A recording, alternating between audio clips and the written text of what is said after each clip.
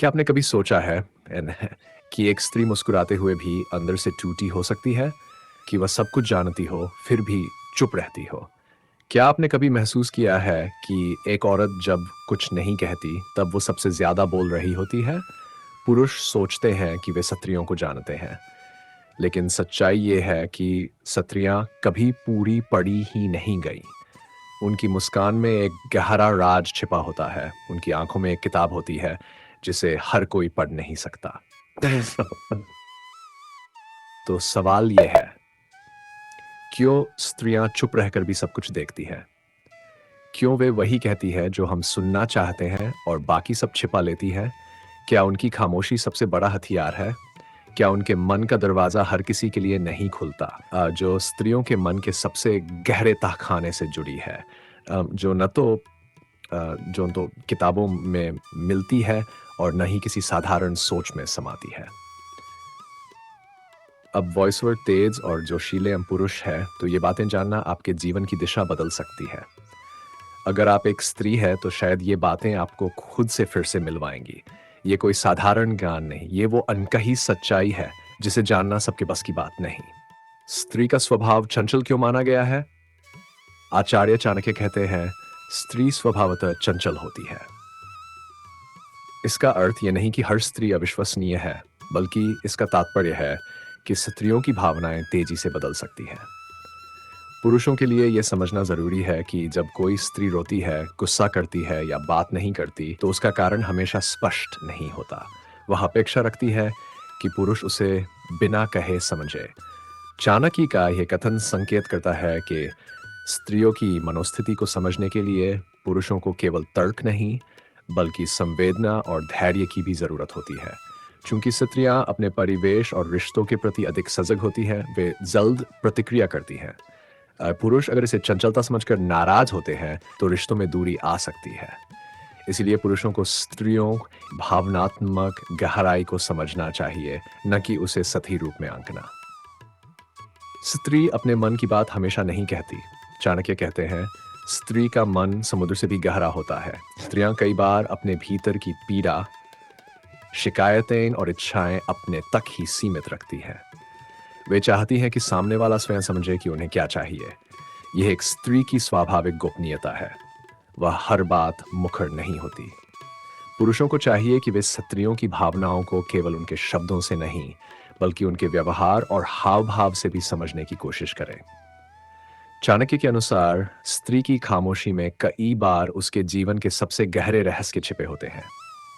जो पुरुष इस गोपनीयता को समझकर स्त्री के भीतर झांकना सीख लेता है, वही सच्चा साथी बनता है। इसलिए जब कोई स्त्री कुछ ना कहे, तब सबसे अधिक सुनने की जरूरत होती है। स्त्री तब सबसे ज्यादा मजबूत होती है जब वह टूटी होती है। चाणक्य ने स्त्रियों की मानसिक शक्ति की प्रशंसा करते हुए कहा, यत्र नार्यस्तु पूजन्ते रमन्ते तत्र देवता। यह पंक्ति यह भी दर्शाती है कि स्त्री भले ही बाहर से कोमल प्रतीत होती हो, लेकिन जब वह टूटती है, तब वह अंदर से और मजबूत हो जाती है। वो माँ बनकर दर्द सहती है, वो पत्नी बनकर त्याग करती है और बेटी बनकर मर्यादा निभाती है। जब जीवन उसे बार बार गिराता है, तो वह हर बार पहले से ज्यादा सशक्त होकर उठती है। चाणक्य की यह सीख पुरुषों को याद दिलाती है कि वे स्त्री को केवल उसकी भावुकता के आधार पर कमजोर न समझें। कई बार एक मुस्कुराती स्त्री के पीछे असंख्य आंसू और बलिदान छिपे होते हैं, जो उसे मानसिक रूप से अडिग बना देते हैं। यह स्त्री का वो रहस्य है जिसे पुरुष अक्सर नजरअंदाज कर देते हैं कि उसका सबसे बड़ा हथियार है उसका धैर्य। स्त्रियां रिश्तों को निभाने के लिए खुद को बदल लेती हैं। आचार्य चाणक्य कहते हैं कि स्त्री स्वभाव से ही त्यागमी होती है। जब वह विवाह करती है, तो अपने मायके, अपने सपनों, अपने दोस्तों और अपनी पहचान तक को छोड़ देती है। वह खुद को एक नए वातावरण के अनुसार डालती है, बिना शर्त, बिना अपेक्षा के। ये बात बहुत कम पुरुष समझते हैं कि एक स्त्री के लिए घर बसाना केवल शारीरिक नहीं, बल्कि मानसिक यात्रा भी होती है। चाणक्य की ये नीति पुरुषों को यह सोचने के लिए प्रेरित करती है कि वे स्त्री के त्याग को सम्मान दें। कई पुरुष ये भूल जाते हैं कि जो स्त्री उनके लिए अपना सब कुछ छोड़ आई है, उसकी संवेदनाओं का सम्मान करना ही उनका पहला धर्म होना चाहिए। स्त्रियों की ये गोपनीय शक्ति है, खुद को भूलकर दूसरों के लिए जीना। पर यह त्याग हमेशा सराहे जाने योग्य होता है। ना कि उसका फायदा उठाया जाए। स्त्रियां प्रेम के बदले में समर्पण चाहती हैं। चाणक्य कहते हैं, नारी का सबसे बड़ा सुख है विश्वास। पुरुष जब स्त्री से प्रेम करता है तो वह सोचता है कि उसके दिए गए तोहफे, शब्द और वादे ही पर्याप्त है। लेकिन स्त्रियों को केवल शब्द नहीं चाहिए, उन्हें यह महसूस होना चाहिए कि वे सुरक्षित, महत्वपूर्ण और प्राथमिकता में हैं। स्त्री का प्रेम जितना गहरा होता है, उतना ही उसका समर्पण भी, परंतु वह चाहती है कि उसका मूल्य समझा जाए। चाणक्य की यह नीति पुरुषों को चेतावनी देती है कि यदि आप एक स्त्री का विश्वास तोड़ते हैं, तो वह चाहे कितना भी प्रेम करती हो, वह एक क्षण में बदल सकती है। स्त्रियां अपने प्रेम में अपार धैर्य रखती हैं, लेकिन जब वह टूटता है, तो वापसी की कोई राह नहीं बचती। इसलिए स्त्रियों के प्रेम को हल्के में न लें, उनका समर्पण ही उनका रहस्य है। स्त्रियां एक समय में 100 बातें सोचती हैं। चाणक्य कहते हैं, स्त्री बहुचिंता वाली होती है। इसका आशय यह है कि स्त्री के मन में हमेशा परिवार, संबंध, भविष्य और समाज की अनेक चिंताएं एक साथ चलती रहती हैं। वह बाहर से भले ही शांत दिखाई दे, लेकिन उसके भीतर सैकड़ों विचार एक साथ उफन रहे होते हैं। पुरुष एक समय में एक विषय पर सोचते हैं, जबकि स्त्रियां एक साथ कई विषयों को संभालती हैं। बच्चों की पढ़ाई, परिवार की जरूरतें, पति की इच्छाएं, बुजुर्गों की सेवा। यह स्त्री की बौद्धिक शक्ति का प्रमाण है, जो दिखता नहीं, लेकिन हर घर की नींव है। पुरुषों को चाहिए कि वे इस गहराई को समझें, सराहें और उसका बोझ बांटें। स्त्री की ये मानसिक गहराई एक रहस्य है, जिसे केवल संवेदनशील पुरुष ही समझ सकते हैं। स्त्रियां अपमान नहीं, प्रेम का सम्मान चाहती हैं। चाणक्य ने कहा था, जहां नारी का अपमान होता है, वहां लक्ष्मी का वास नहीं होता। ये बात पुरुषों को याद रखनी चाहिए कि स्त्री की आत्मा को चोट तब लगती है जब उसका सम्मान नहीं किया जाता।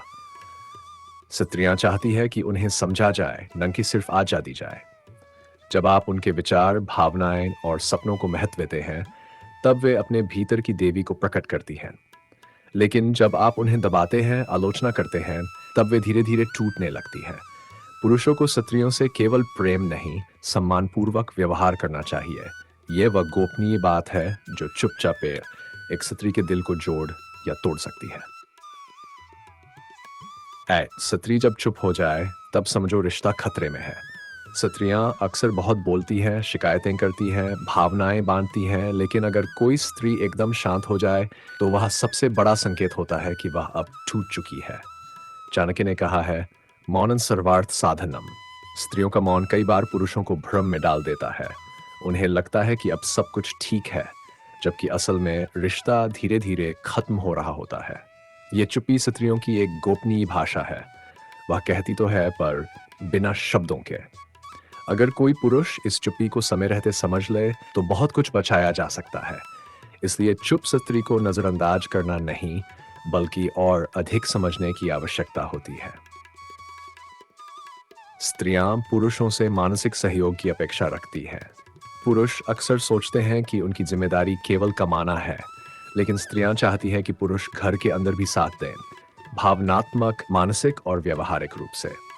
चाणक्य नीति यह स्पष्ट करती है कि एक स्त्री तब सबसे ज्यादा संतुष्ट होती है जब उसे अपने जीवन साथी से मानसिक सहयोग मिलता है, चाहे वह उसकी भावनाएं सुनना हो, निर्णयों में भागीदारी हो या केवल साथ बैठना हो। पुरुषों को यह जानना चाहिए कि स्त्री केवल भोजन और वस्त्र से नहीं, संवाद और सहारे से भी जीती है। इसका अभाव उसे अकेला कर देता है और धीरे धीरे वह संबंधों से दूर होने लगती है। स्त्री की सबसे बड़ी शक्ति उसकी अंतर्ज्ञान शक्ति होती है।